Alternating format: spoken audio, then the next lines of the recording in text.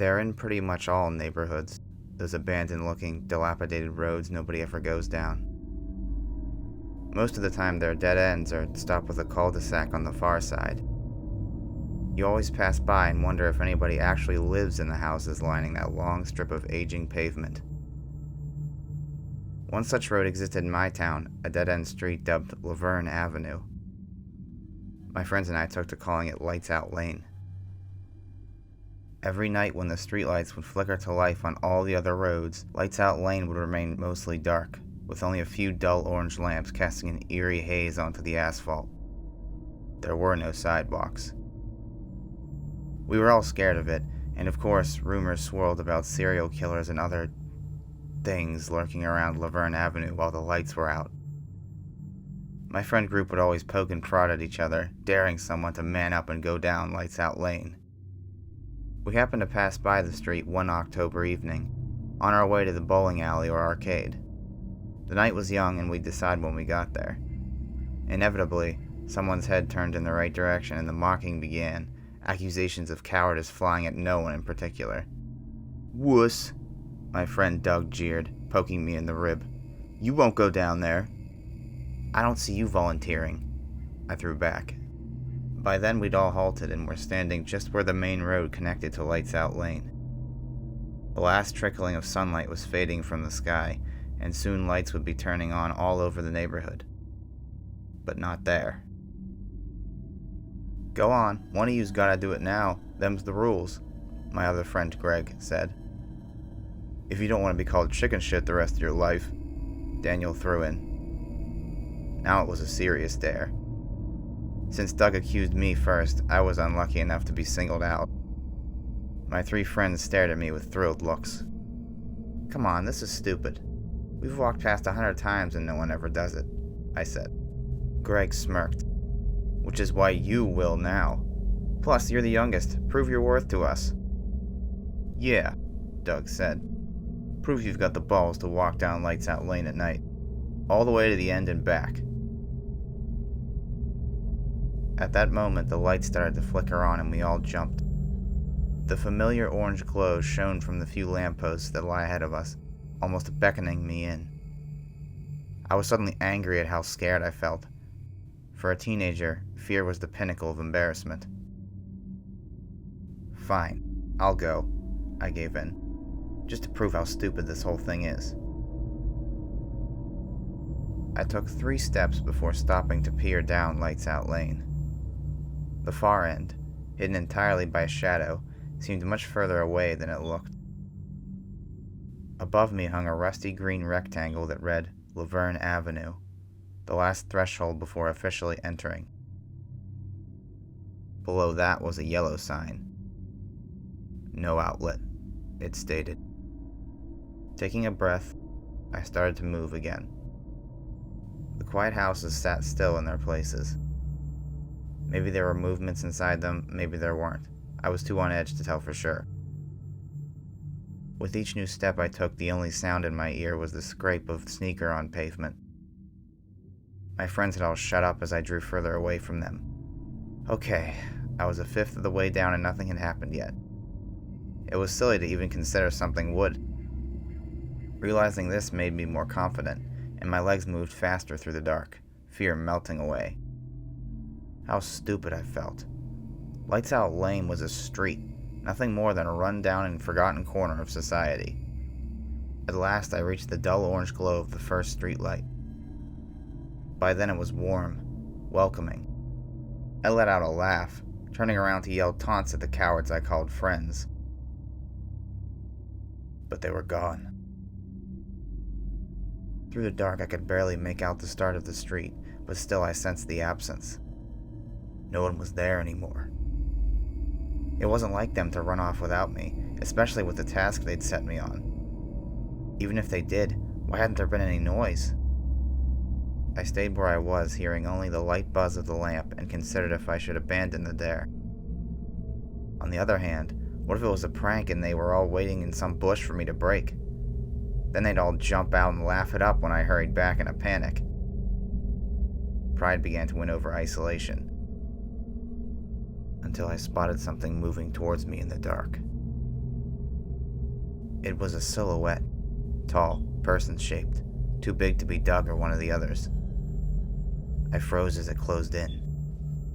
The movements, or what I could see of them, mimicked someone walking but made absolutely no sound. The outline was shimmering, like when a stranger comes towards you in a dream, like it wasn't really there. As the shape reached the lamplight's edge, I bolted, further down Lights Out Lane. I didn't stop until I reached the second streetlight, my heart pounding in my chest. Slowly I turned around. There sat the pole I'd left with nothing underneath it. No sign of anyone or anything.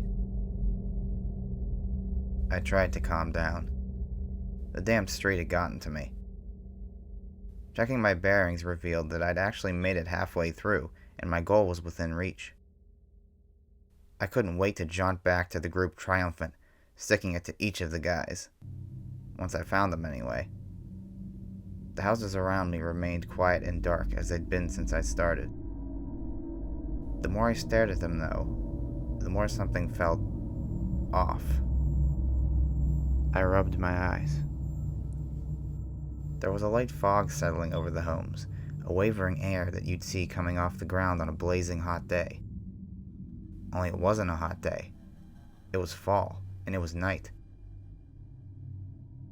The more I blinked, the worse the shakiness got, from the porches, to the yards, to the walkways in front, until I finally tore my gaze away. I held onto the lamppost beside me and gulped down air. Then I noticed the street, quivering just the same way, solid pavement seeming to melt and churn under my feet.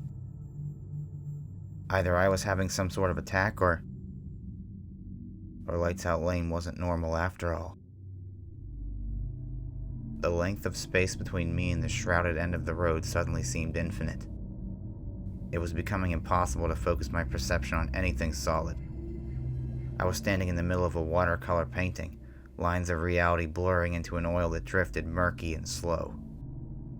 Even the sky had become an ocean of black ink. In the overload of madness, it took me a moment to realize that the moon was nowhere to be found. Lights Out Lane had swallowed me. Behind me, the insanity only worsened. The shadow, the one that had been following me before, reappeared and headed straight in my direction. In the street and in the yards, more shadows blinked into existence. They appeared in an instant, as if they'd been there all along, and glided through the blurred world without so much as a whisper. By that point, my pulse had gone haywire and my mind was screaming at me about what the hell was going on, but there was no time to breathe. I had one option, and one direction to escape. So I let go of the lamppost and turned towards the dead end. Lifting your legs in a nightmare feels like trying to run underwater. Everything moves in slow motion and your limbs become almost too heavy to use. That is what it was like making the sprint to the far side of Laverne Avenue. I wasn't even sure I was running in a straight line. A dizziness took hold from the barrage of insanity surrounding me as the shimmering silhouettes kept pace with my frantic movement. Would I make it before they caught me? Would it even matter? Each time my sneaker hit the pavement seemed longer, more agonizing. Though I was running and seconds passed, it felt like hours were flying away behind me, back to where the things in pursuit were gaining ground. The distance remaining never got any closer, until, miraculously, I saw a yellow sign warning of drivers about a quick turnaround. There it was, the end of Lights Out Lane and my goal from the start. The sight was enough hope to drive me the last few steps. I didn't dare turn around as my feet left pavement and hit grass, passing the sign to my left before stopping. Completely out of breath and head throbbing hard, I stood victorious at the border curve of Lights Out Lane. I opened my eyes, expecting everything to be back to normal like it was never there at all. Instead, I was greeted with the truth. The darkness at the end of Laverne Avenue didn't lead to another house or a suburban patch of lawn, no. Where it led was a new road that stretched out before me. Only it wasn't a new road. The opposite side of the yellow sign I'd just passed faced me, and beyond it was a familiar row of houses. I turned my head to confirm the impossibility that I'd somehow flipped around, and saw another identical road to my right. On my left, another, and another next to that. I was surrounded on all sides by duplicate lights-out lanes, and a more terrifying sight awaited me as I glanced up. Countless streets stretched up into the sky, merging with each other to meet on the exact spot where I stood.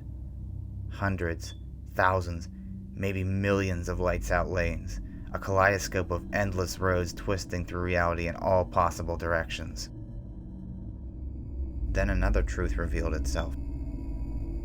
The shadows that had been following me were also present on those other streets, but now a single figure had solidified on each road. Each wore the same gray hoodie, jeans, and sneakers I wore. They were me. I looked closer.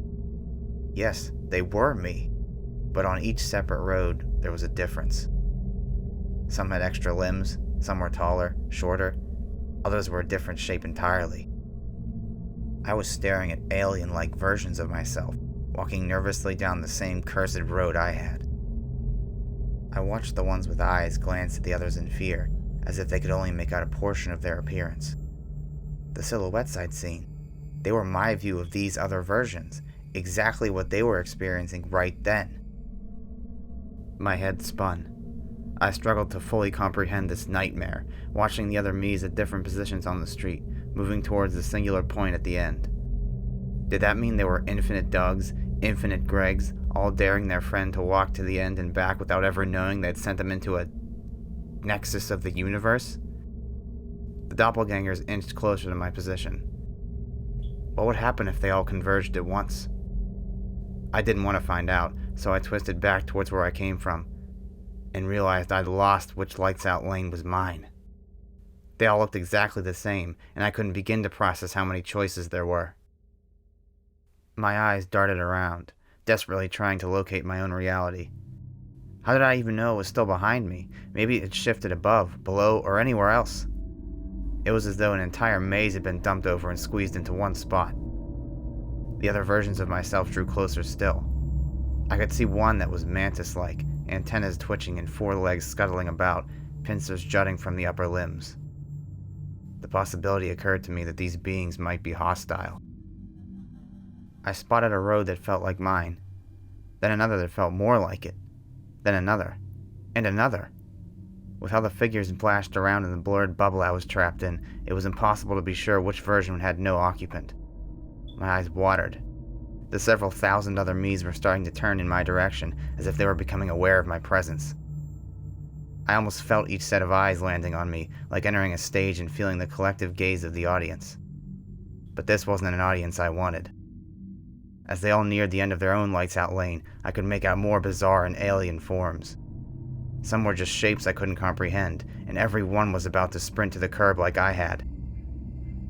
There was nothing left to consider. I had to pick then and there or face what was coming. Finally, unbelievably, I saw it. An empty street right in front of me. It felt familiar, inviting, a speck of sanity and light in the dark. All I had to do was go through. And if I was wrong, well, I didn't want to think about that. As each and every road gave way to a solidified being, I dove towards the yellow sign into grass, my right knee scraping asphalt as I landed. It throbbed as I stood and held my breath, surveying my surroundings. Dark houses lined the street. Solid, normal houses. The moon had returned to the sky, and behind me, there was no trace of where I'd been or come from. Laverne Avenue was back. I ran down that road, passing the streetlight again and not stopping until I spotted 3 figures standing in the shadows near the beginning. "Guys?" I called, hearing the caution in my voice. "There you are." It was Doug. The figure stepped into the light. "We were starting to think you'd..." His jaw fell as he got a clear look at me, and the others began to scream. I almost screamed myself. The 3 friends I was staring at were hideous.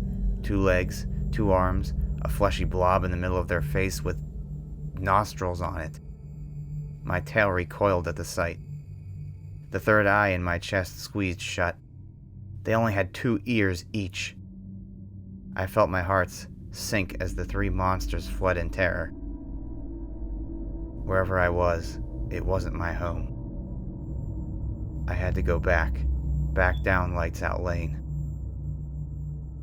and hoped that the next street was the right one.